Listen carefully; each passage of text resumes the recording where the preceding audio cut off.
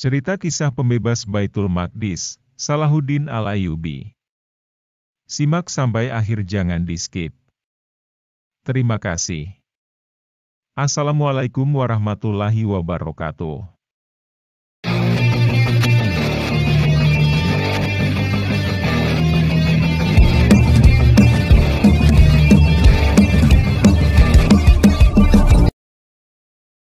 Salahuddin Al-Ayyubi atau sering disebut juga dengan nama Saladin di Barat ialah seorang pejuang Islam dari bangsa Kurdi di Tikrit, Irak saat ini.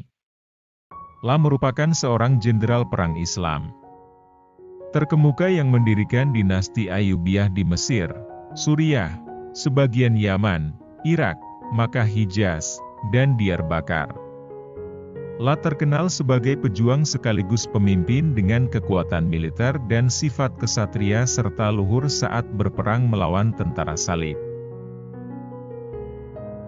Salahuddin Al-Ayyubi memiliki ayah kandung bernama Najmuddin Ayyub dan paman bernama Asaduddin Shirkuh. Keduanya meninggalkan kampung halaman di dekat Danau Fen untuk pindah ke daerah Tikrit. Di Tikrit, pada tahun 532 Hijriah, 1137 Masehi, Salahuddin lahir. Ketika itu, sang ayah sudah menjadi penguasa Seljuk di Tikrit. Ayah dan pamannya mengabdi kepada Imaduddin Zanki, seorang gubernur Seljuk untuk kota Mosul, Irak. Saat Imaduddin berhasil merebut wilayah Baalbek, Lebanon, pada tahun 534 Hijriah, 1139 Masehi, ayah Salahuddin diangkat menjadi gubernur Baalbek dan menjadi pembantu dekat Raja Suriah, Nuruddin Mahmud. Selama di Baalbek inilah Salahuddin Al-Ayyubi mengisi masa mudanya dengan menekuni teknik perang, strategi, maupun politik. Setelah itu, Salahuddin Al-Ayyubi melanjutkan pendidikan di Damaskus untuk mempelajari teologi Sunni selama 10 tahun, dalam lingkungan Istana Nuruddin. Beberapa tahun kemudian, yaitu pada tahun 1169, Salahuddin Al-Ayyubi diangkat menjadi wazir, konselor. Pada saat menjabat sebagai wazir inilah, Salahuddin Al-Ayyubi mulai menyadari bahwa dirinya sudah terlibat dalam pertentangan dengan pasukan penguasa Yerusalem yang kelak akan mempertemukannya dalam banyak medan pertempuran, yang semuanya berhasil dimenangkan olehnya. Saat menjabat sebagai wazir, Salahuddin Al-Ayyubi memainkan peran penting dan sulit dalam mempertahankan Mesir dari penyerbuan kerajaan Latin Yerusalem di bawah pimpinan Amalrikel. Posisinya sebagai wazir baru, dan berdasarkan pengalaman beberapa wazir sebelumnya yang gagal, menyebabkannya mendapat keraguan, khususnya dalam bertahan dari serangan pasukan Yerusalem. Mesir yang sudah banyak mengalami perubahan pemerintahan dari beberapa tahun belakangan kian melemah. Namun kala itu Al-Ayyubi dapat menguasai keadaan dan berhasil mengambil alih kepemimpinan. Pada saat bersamaan, ia melakukan hal itu sebagai wakil Nuruddin. Saat itu, Salahuddin Al-Ayyubi juga melakukan revitalisasi dalam bidang ekonomi, menata dan membenahi kekuatan militer dengan mengikuti nasihat ayahnya agar menghindari konflik apapun dengan Nuruddin. Ia menunggu sampai kematian Nuruddin sebelum memulai tindakan-tindakan militer untuk mempersatukan kaum muslimin di bawah kendalinya dan membangun pasukan untuk membebaskan Palestina.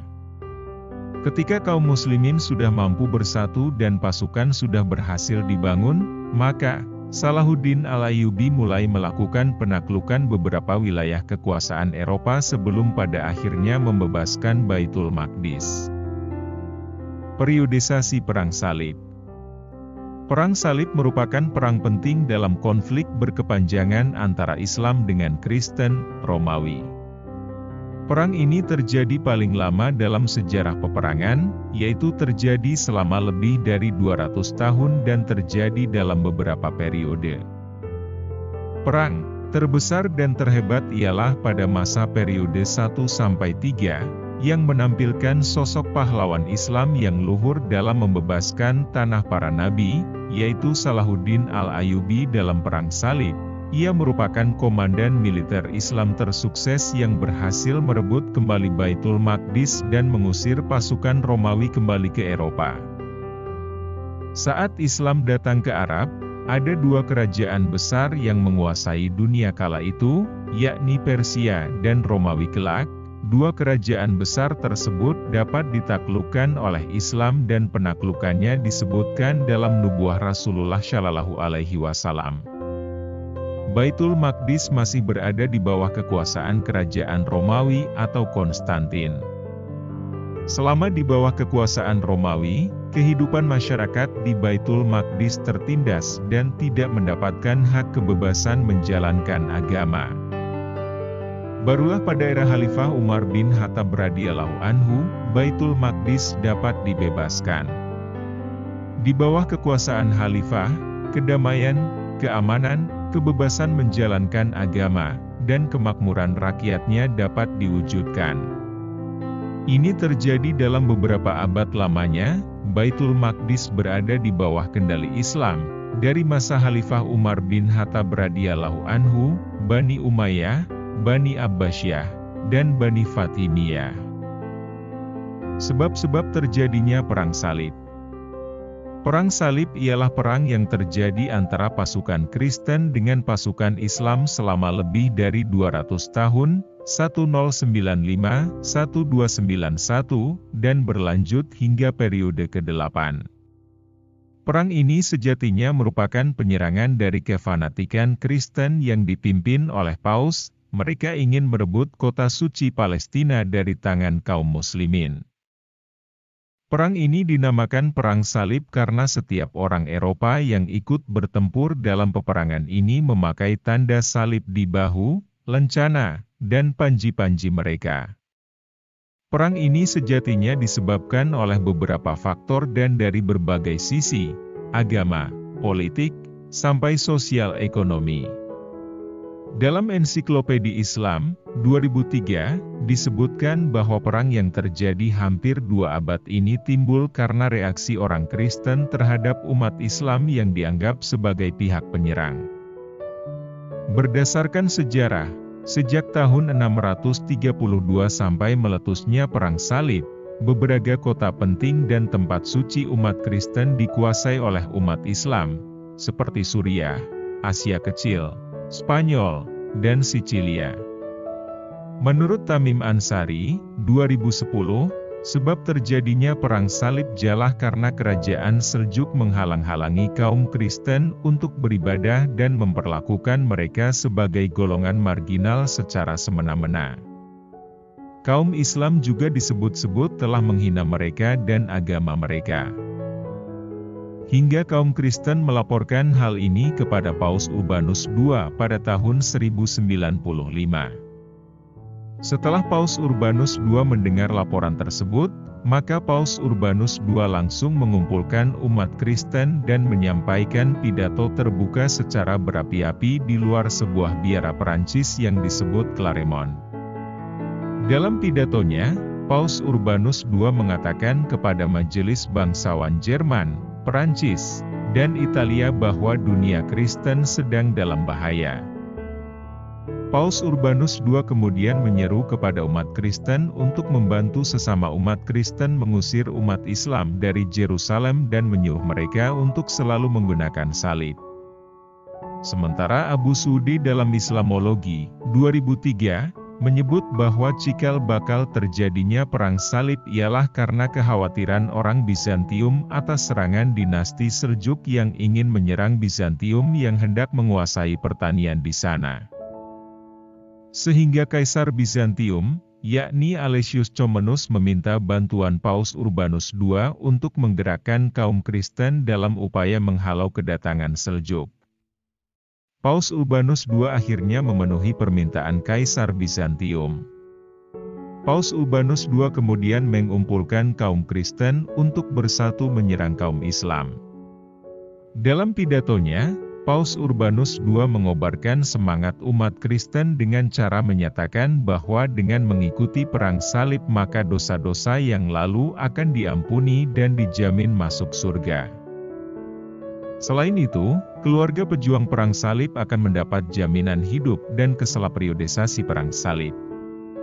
Perang salib merupakan perang penting dalam konflik berkepanjangan antara Islam dengan Kristen, Romawi.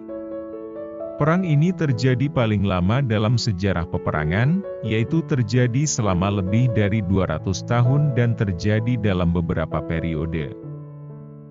Perang terbesar dan terhebat ialah pada masa periode 1-3, yang menampilkan sosok pahlawan Islam yang luhur dalam membebaskan tanah para nabi, yaitu Salahuddin Al-Ayyubi dalam Perang Salib. Ia merupakan komandan militer Islam tersukses yang berhasil merebut kembali Baitul Maqdis dan mengusir pasukan Romawi kembali ke Eropa. Pembebasan Baitul Maqdis. Misi utama Salahuddin Al-Ayyubi ialah membebaskan Baitul Maqdis dari cengkeraman kekuasaan umat Kristiani dengan pasukan salibnya. Dalam menguasai Baitul Maqdis dan sekitarnya, pasukan salib bersikap kejam, brutal, beringas, dan menyiksa bahkan membunuh orang-orang Islam tanpa alasan yang jelas. Rasa dendam dan kebencian yang tinggi di hati umat Kristiani telah menyulut pembantaian yang kejam kepada warga sipil yang beragama Islam. Hal ini terjadi selama puluhan tahun atau sekitar 90 tahun usai mereka menguasai Baitul Maqdis dan sekitarnya. Oleh sebab itulah, Salahuddin Al-Ayyubi bertekad untuk membebaskan Baitul Maqdis dari cengkeraman umat Kristiani yang kejam tersebut. Rasa kemanusiaan dan persaudaraan tinggi terhadap kaum muslimin yang tertindas dan tersiksa oleh perbuatan penguasa Kristiani mendorongnya untuk bangkit melawan dan membebaskan Baitul Maqdis. Bahkan, saking kuatnya tekad Salahuddin Al-Ayyubi, sampai-sampai ia bersumpah dengan linangan air mata pada saat sujud dalam melaksanakan sholat tahajud, bahwa ia akan membebaskan Baitul Maqdis. Kekejaman dan kebengisan penguasa Kristiani di Baitul Maqdis yang tidak membolehkan umat Islam beribadah telah membuka hati kaum muslimin, terutama Salahuddin Al-Ayyubi untuk segera membebaskan Baitul Maqdis.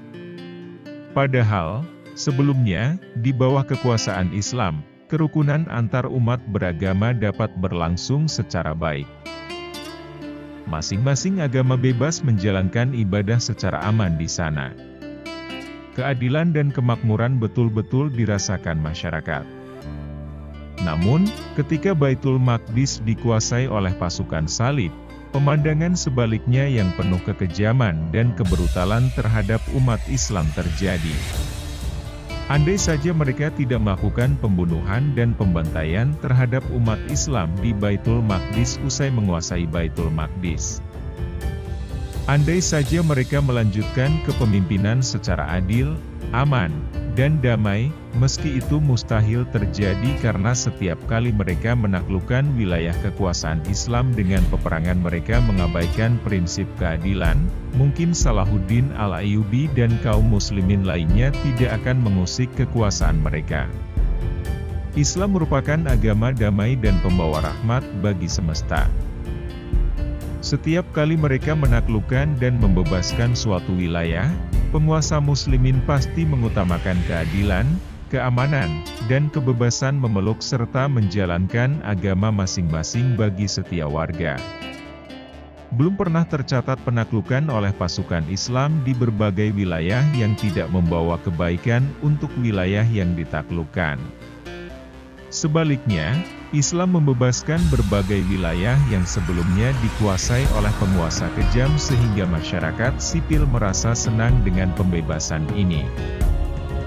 Sedangkan musuh-musuh Islam, apabila mereka kalah maka mereka memendam dendam sehingga suatu ketika mereka balik mengalahkan tentara Islam, mereka justru bertindak secara kejam kepada penganut Islam. Ketika pasukan salib berhasil mengusir kekuasaan Seljuk di Yerusalem, maka mereka menguasai tempat tersebut secara penuh. Bahkan, wilayah sekitar pun dikuasai oleh pasukan salib yang sebelumnya dikuasai oleh pemerintah Islam. Mereka berhasil menguasai wilayah-wilayah Islam secara mudah karena di internal Islam sendiri banyak terjadi perselisihan penguasa, baik perselisihan secara politis kekuasaan maupun perselisihan antar mazhab yang memecah belah masyarakat Islam. Sebelum Islam berhasil membebaskan Baitul Maqdis, sebuah pekerjaan rumah besar dihadapi oleh Salahuddin Al-Ayyubi, yaitu berupa perpecahan masyarakat Islam. Karena itu, ketika Salahuddin Al-Ayyubi menjabat sebagai Sultan di Mesir, langkah pertama yang dilakukan ialah menyatukan kaum muslimin dan mulai perselisihan di antara mereka. Salah satu upaya yang ditempuh Salahuddin Al-Ayyubi ialah menetapkan mazhab Sunni di Mesir dan memerangi kaum muslimin yang melenceng dari ajaran Islam yang benar. Setelah Islam kuat dan berhasil bersatu kembali, saat wilayah-wilayah tersebut berhasil dibebaskan oleh Salahuddin Al-Ayyubi, ia mulai bergerak menuju Baitul Maqdis dan menguasai wilayah-wilayah sekitar terlebih dahulu. Salah satu jalan utama pertempuran sebagai pembuka pintu pembebasan Baitul Maqdis ialah kemenangan dalam Perang Hattin yang dahsyat. Meskipun, sebelum pembebasan Yerusalem, Salahuddin Al-Ayyubi sudah memulai peperangan puluhan kali dengan pasukan salib di beberapa wilayah kekuasaan Islam. Demikianlah cerita kisah pembebasan Baitul Maqdis, Perang Salib. Semoga bermanfaat. Jangan lupa like dan subscribe agar saya lebih semangat lagi dalam berbagi ilmu. Terima kasih. Wassalam.